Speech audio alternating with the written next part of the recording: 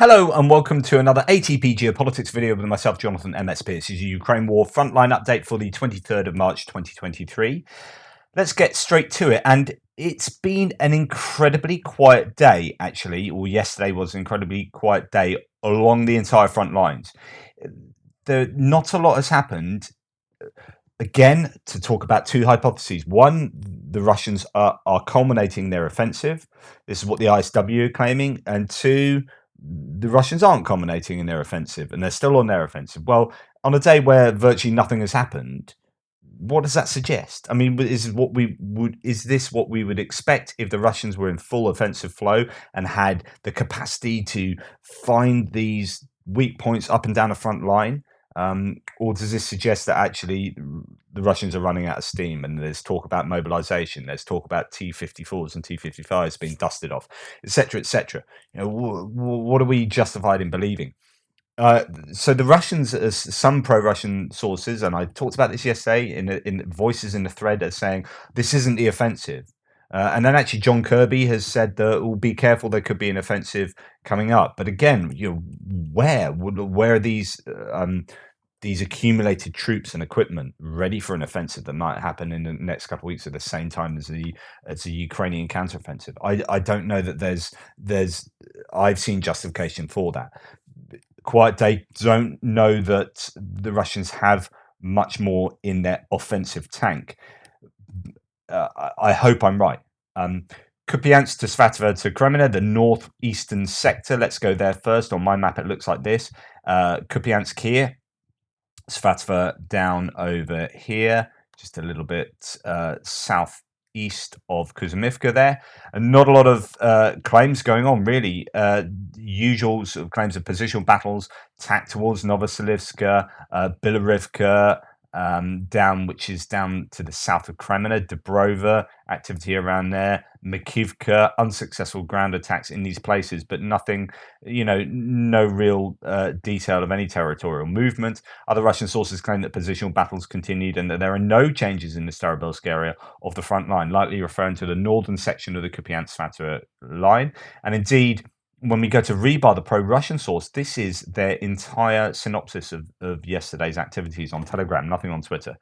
Active offensives resume near Bilorivka in the Lysychansk sector. The main strikes are launched in the direction of Vuhledar, and we'll come to that. According to some reports, fighting is already taking place on the outskirts of the village. There is some activity around there. Battle for Bakhmut continues. Over the past 24 hours, Wagner PMC units have managed to advance in almost all directions, they claim, but no evidence, and no one else says this. At the moment, Russian forces already control about 70% of the city's territory. Yep, probably there or there, about 60-70%. Ukrainian units launched a strike in the Petrovsky district of Donetsk with a Tochka-U tactical missile. Oh, so they've gone on to talk about a missile strike. That is literally, those two bullet points is the entirety of what they say has happened on the front line yesterday. So that is a very quiet day. So we'll come on down past Novoselivska, where there might have been a repelled attack around there, down to Makivka area there, possibly a bit of activity there. There was talk yesterday that they were getting close to Makivka. I called that into question a little bit with the geolocation. It looked like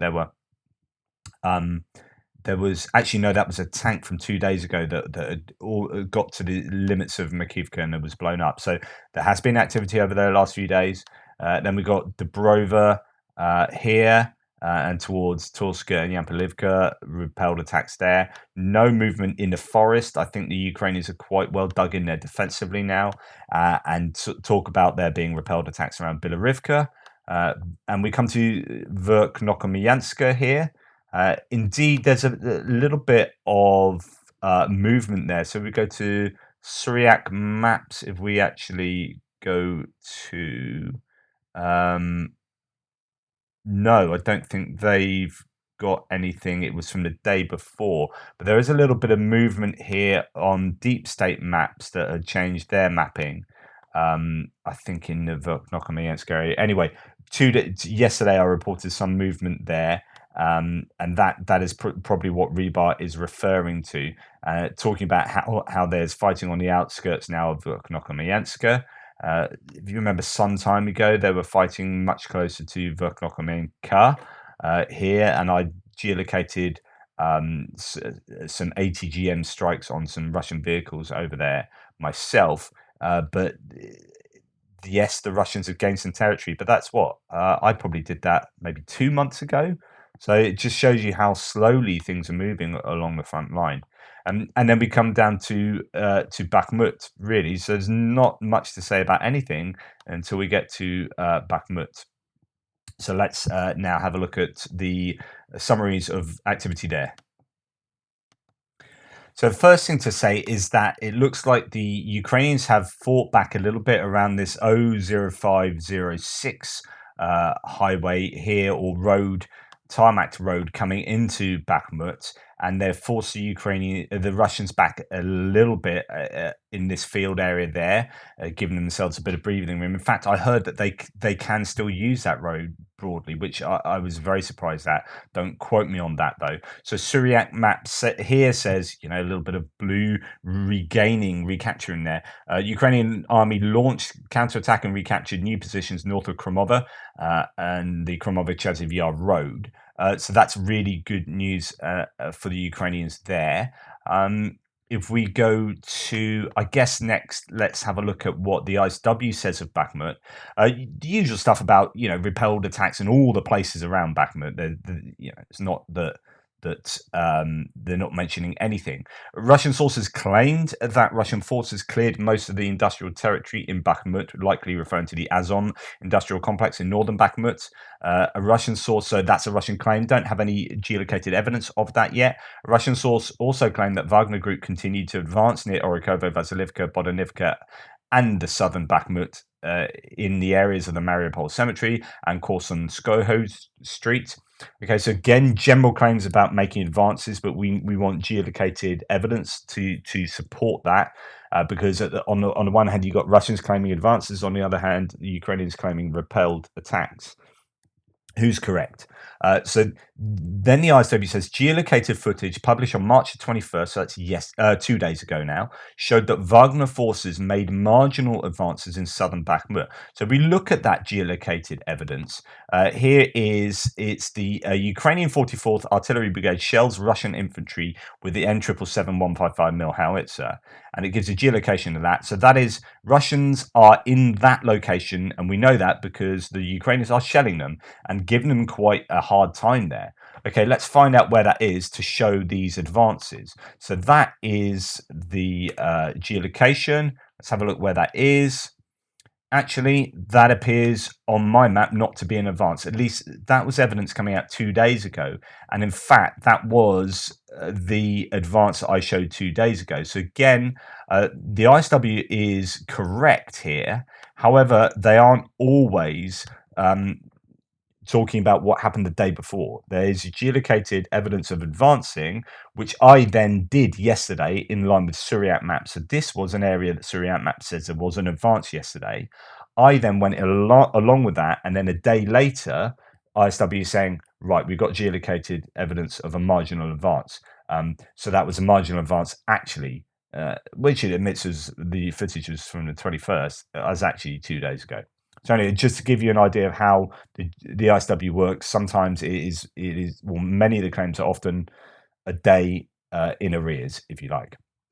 Right, let's see what No Reports says. North of Bakhmut, the same story. Little progress made by Wagner or Russian forces. It's got a kind of GIF here to show the advances over the last 14 days, I think it is, or is it last week? But yeah, so you had a fairly slow advance, and then suddenly a big amount near Zalishnyansky, and then it slowed down again. But that's the gift that Noel reports has done one as well for the center of Bakhmut. Very little progress over 2 weeks. So this is another 2-week time lapse. We see really recently it's just stalled, but back 2 weeks ago, there was a lot of worry about the encroaching Russian forces, and as you can see, there's a small pocket now, considering that the Russians now supposedly control 60 to 70% of Bakhmut. There is a much smaller pocket, but the last 3 or 4 days has seen a slowdown in the advances there. War Mapper has a similar one. This is the situation in Bakhmut compared with 1 week ago, right? So this is now, and that's a week ago. So actually, not a huge amount of difference. Gaining some territory in the southeast and some gains elsewhere. Although I actually think there is movement, more granular movement that War Mapper doesn't reflect so much in their mapping there. And we have, let's go and look at that's Avdivka. This is their most recent Bakhmut map. The talk from the Russians is that they've cleared out most of this industrial complex to the north, although that's not confirmed at all. Rebar says they are advancing in all directions in Bakhmut, but I think there's been a stalling over the last 48 hours. And that's pretty much that. That's Bakhmut today, which I guess is good news for the Ukrainians. They have managed to stop advances so far. Is this evidence of culmination? Well, actually, if we go and look at the ISW preamble, there is quite a bit of talk about that. The tempo of Russian operations around Bakhmut appears to be slowing amid Western reporting that Russian forces may be attempting to launch offensives in other directions. So it then goes on to talk about how Avdivka could be a preferred location for attacking, that maybe the Wagner, I mean, some people are saying that they've been kind of hung out to dry here, and it's the regular forces that aren't so prominent in around the Bakhmut area. Difficult to make any certain claims. So as I said, the ISW discusses this at length. It says here, for example, Russian personnel of the 136th Separate Guards Motorized Rifle Brigade previously stated that it were deploying to the Vuhledar area to conduct assaults, but a Russian mail blogger claimed on March 21st that the elements of 136th are operating in the Avdivka direction. This apparent deployment change, if it's not a result of Russian misreporting, possibly indicates that Russian forces prioritize the intensification of operations around Avdivka over restarting the offensive in Vuhledar. And both of those ideas could be at the expense of continued attacks around Bakhmut, whether they are just leaving Wagner to do their thing there, or whether they're just having a breather and they will sort of regain momentum in the coming days. I don't know. But it could well be that the Russians are culminating. Anyway, we will see. The Ukrainians, there's still talk about Ukrainians having the potential to do a big counterattack there, but we just haven't necessarily seen that, or at least it's been quiet. Maybe it is happening. Maybe that's why some of the Russian sources are quiet, because the Ukrainians are pushing back around here. I don't know. Talk from Kenneth Gregg yesterday that Leopard 2s were on the way from from Chasiv Yar area to towards Bakhmut.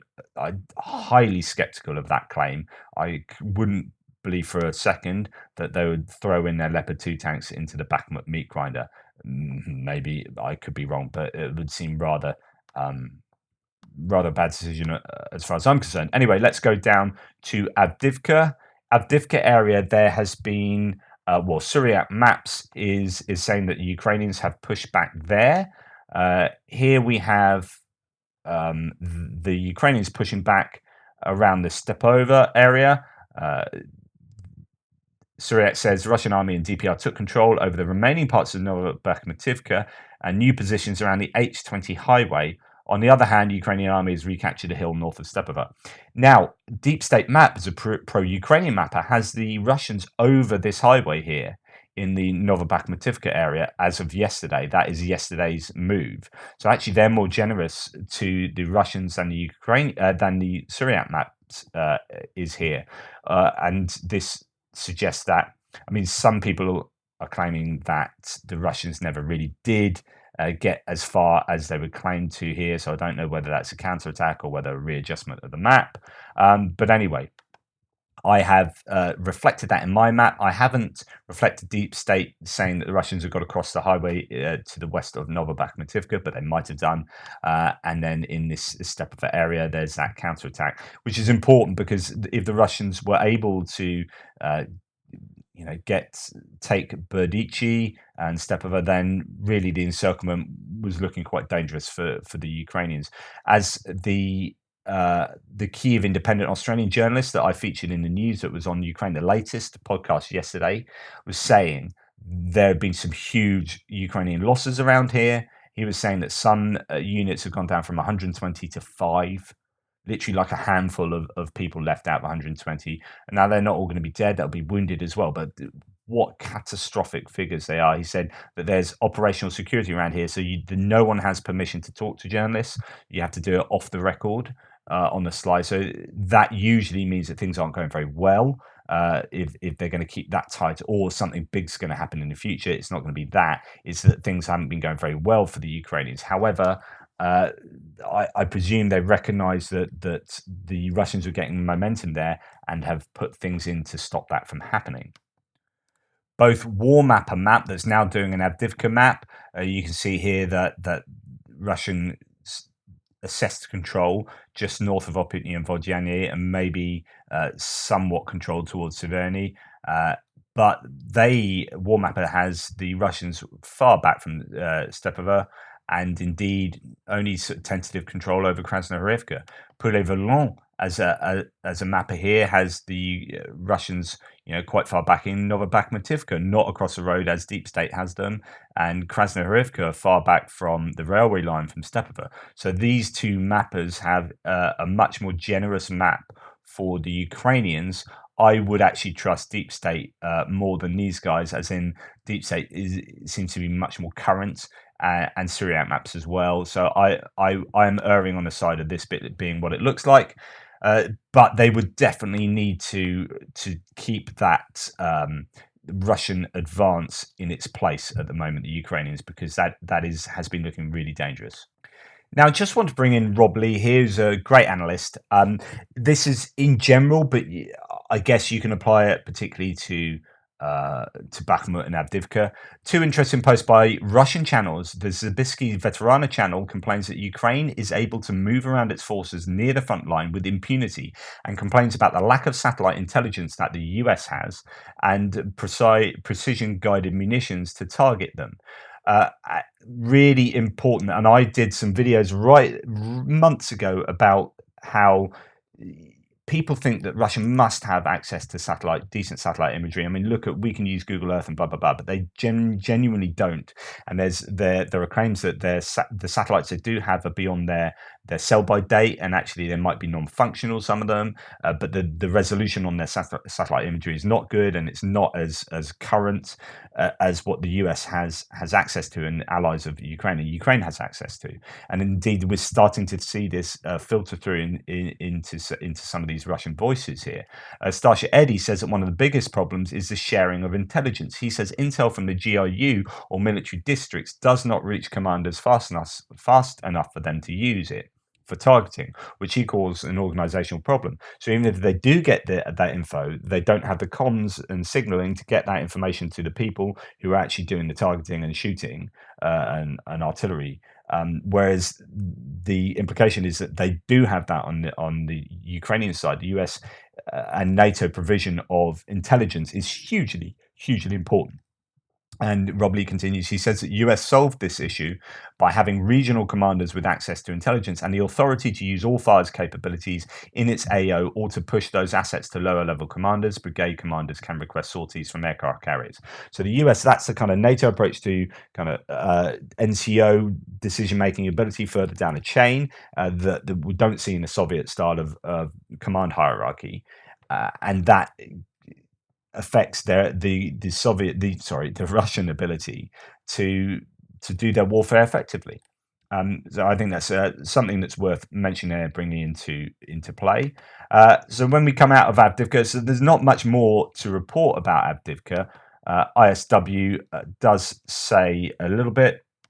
So the ISW says that the Russians are attacking from the north and the south, which we know, north up through Vodyane, Opitny area, so going northwards there and trying to come southwards from up in the north by Krasnohorivka, Stepova and whatnot. Now, ISW says geolocated footage published again 2 days ago indicates that Russian forces made marginal advances north of Vodyane. That is referring to a video I showed you yesterday of a column getting absolutely hammered, which suggests but marginal advances, yeah, but do they control that? No. Are they there? Yeah. Well, let's have a look at the geolocation of that. Different frames are geolocated to different places by these good geolocators. Thank you very much. And I'm going to see where that is on the map.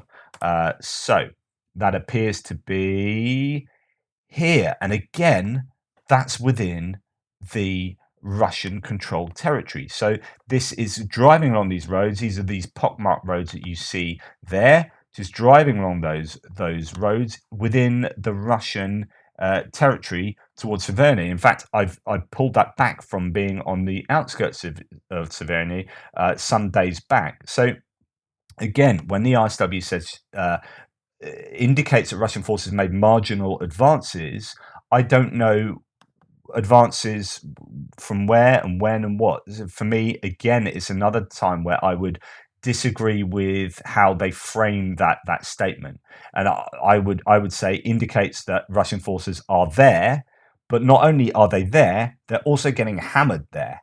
Right, so that's a column driving along this road and getting like completely obliterated. So again, I keep doing this with the ISW, which is checking out, and it's brilliant that they footnote their claims, but I'd just be really dubious about what they term as marginal advances and over what time frame they're talking there. But if we were to come out of Avdivka, it's just obviously tough fighting there, but no real change. A little bit change to the north in favor of the Ukrainians in one area, but in favor of the Russians in another. So just to remind you, Ukrainians are pushing back there, but the Russians have taken some ground by Nova Bakhmutivka. And then Russian forces are launching assault operations west of Donetsk city, but have not resumed offensive near Vuhledar. It says nothing about... Ukrainian general staff reported that Russian forces unsuccessfully attacked Marinka and Pobeda. There you go. That's that for for the rest of the Donetsk front line coming down past Marinka to Vuhledar. Really, no detail coming out of there, and we'll have a look to see what is said about Zaporizhia and Kherson.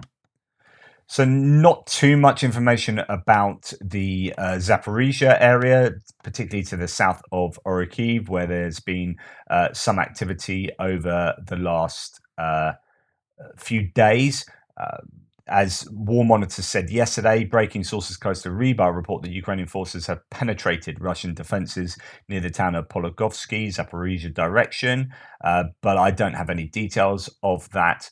Really, the ISW talks more about what is going on along the Dnipro River and around the Kherson Oblast. And it's worthy of note. So Ukrainian forces continue clearing operations on the east or the left bank of the Dnipro River. Ukrainian Southern Operational Command spokesperson Humenyuk stated on March 21st that Ukrainian forces continue to clear a 20 to 30 kilometer strip in an unspecified location on the east or left bank of the Dnipro River to protect the population on the right bank from constant Russian shelling.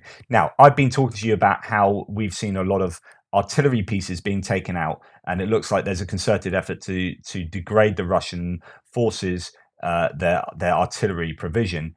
And I'm wondering whether a lot of this has taken place on that left bank of the Dnipro River, on the eastern side of the Dnipro River, as they're trying to get that strip of land to protect themselves from being hit with artillery. Humenyuk stated that Ukrainian forces destroyed a Russian ammunition depot on the Kimbun Spit, preventing Russian forces from shelling the area for an unspecified period of time. And I showed you the video of that yesterday. So there was an ammunition depot hit there. They've been trying to take out artillery here because artillery hits key places like Orikhiv, which is important for access to the Bug River and the Dnipro, and is also a Marines training spot as well. But I've long said, I said right at the beginning that the Russian artillery set up along here is a real problem for the Ukrainians, is constantly hammering Kherson and the region. But the Ukrainians have greater range on their artillery, so they should be able to pick it off and then gradually move their artillery further forward and pick it off, so that they're forcing the Russians back to a line that is further back from Kherson, so that eventually they'll be, back here and even back there with their artillery, and they will struggle to hit targets on the other side of the river because they don't have the range that the Ukrainian artillery has. And it actually seems like that is genuinely what is happening to some degree. So we look at how far, so if we take a 25-kilometer range, where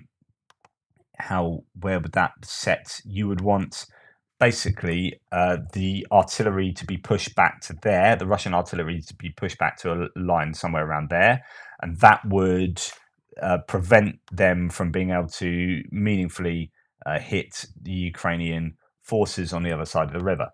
And I'm sure that you could do that incrementally by taking out precision munitions on artillery pieces and gradually be able to move your artillery pieces further forward because they have that greater range, so they can't be hit with counter battery fire, and then move them forward and forward and forward and push the Russians back and back and back.